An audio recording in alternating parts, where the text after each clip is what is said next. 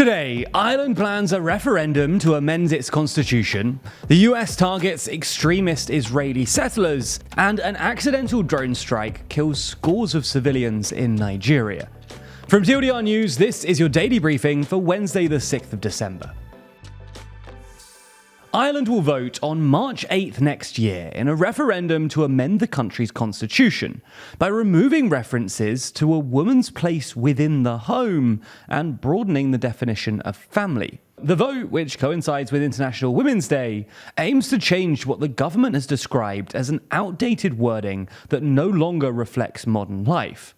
Currently, the Constitution, which entered into force in 1937, states in Article 41.2 that, in particular, the state recognizes that by her life within the home, woman gives to the state a support without which the common good cannot be achieved.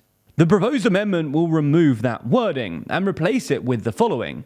The state recognizes that the provision of care by members of the family to one another, by reason of the bonds that exist among them, gives to society a support without which the common good cannot be achieved, and shall strive to support such provision. The other change set to be voted on relates to Article 41.1, which covers the family. The proposed amendment would insert the phrase, whether founded on marriage or on other durable relationships. Irish Taoiseach Leo Varadkar says that the latter change would acknowledge other forms of families, like those led by one parent, grandparents, guardians, or unmarried people in committed long-term relationships. By carrying out the dual referendum, the government is following 2 out of the 3 recommendations made by the Parliamentary Committee on Gender and the Citizens' Assembly. The third recommendation was to add a new gender equality provision to the Constitution, but the government isn't proceeding with this, as they believe that the Constitution's existing, all-encompassing commitment to equality is sufficient, and that a specific gender equality reference might unwillingly downgrade other forms of equality. If successful, these referendums would be the latest in a series of public votes to modernize the country's constitution, which was drafted in the 1930s when the Catholic Church had considerably more influence. In 2015, the country voted 62% in favor of legalizing gay marriage, becoming the first country on earth to do so via a public vote. And in 2018, Ireland voted by around 2/3 in favor of legalizing abortion and scrapping the crime of blasphemy. So it'll be interesting how this referendum plays out.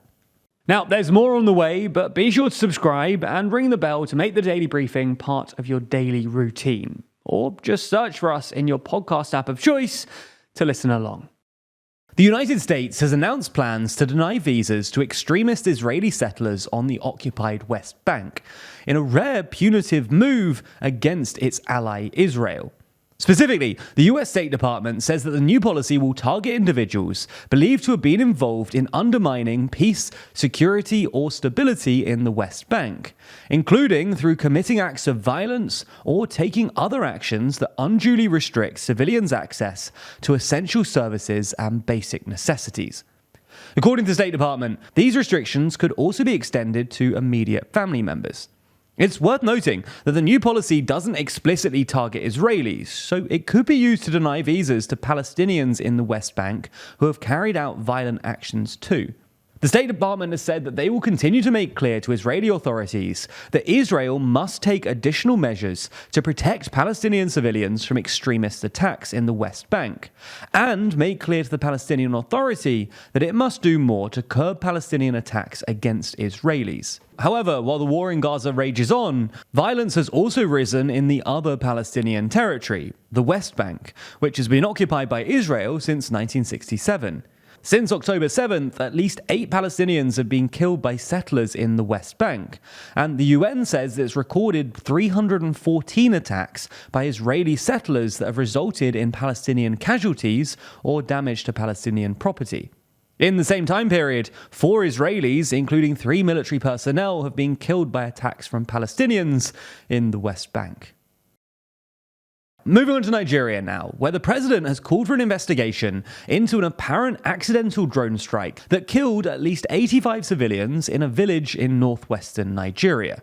President Tinubu called the incident a bombing mishap, describing it as unfortunate, disturbing, and painful, while expressing indignation and grief over the tragic loss of Nigerian lives.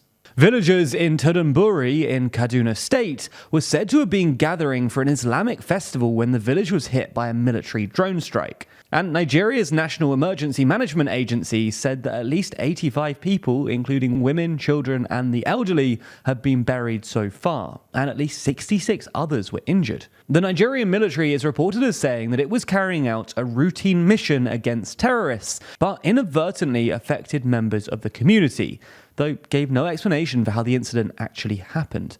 Now, air raids are a common tactic by the Nigerian government against insurgencies that have operated in the north of the country for more than a decade. But civilian casualties are tragically an all too common occurrence. According to SMB Intelligence Analysis, 400 or so civilians have been killed since 2017 by military airstrikes that were purportedly targeting armed groups in the north.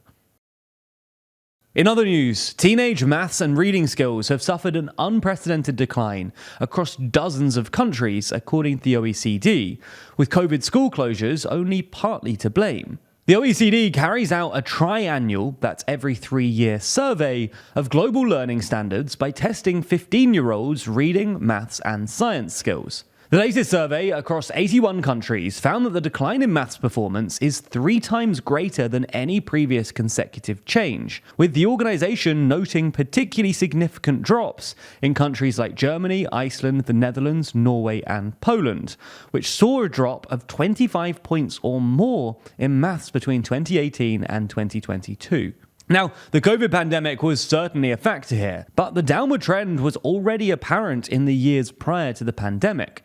Additionally, the OECD says that the results show no clear difference in performance trends between education systems with limited school closures, such as Iceland, Sweden, and Taiwan, and systems which experience longer-lasting school closures, like Brazil, Ireland, and Jamaica. The organisation also pointed to positive stories too, though, noting that many countries, including Cambodia, Colombia, Costa Rica, Indonesia, Morocco, Paraguay, and Romania, have rapidly expanded access to education over the past decade.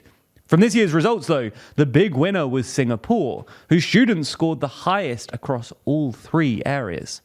And finally, in some uplifting news, the sand-swimming golden mole has been rediscovered in South Africa, having been feared to be extinct for the past 86 years. The blind, goldish, burrowing creature, originally called the De Winston golden mole, spends most of its time underground and is particularly hard to spot because it leaves little trace as it swims through the sand dunes of Port Nolloth, South Africa. Now, it's able to do this thanks to special oils in its fur that sort of swim through the sand and allow it to stay cool. Having last been spotted in 1937, the mole has now been rediscovered thanks to a 2-year search by conservationists and a border collie which was trained to sniff them out. That's all for today, but if you want more from us, then you should pick up a copy of our newspaper, Too Long. And if you've been considering it for a while, then this week only, the code TLDRDAILY will get you 30% off your purchase. So it's the ideal time to buy. If you didn't already know, Too Long is our one-off newspaper which summarizes everything that happened in 2023, as well as looking forward to 2024. It's full of exclusive analysis and explainers from the TLDR team, as well as a whole bunch of our favorite creators. And we also put a whole ton of effort into the design of the newspaper too, putting together some high-quality graphics and designs throughout. As I say, if you want a copy, then you can head over to our website to secure 30% off the normal price by using the code TLDRDAILY.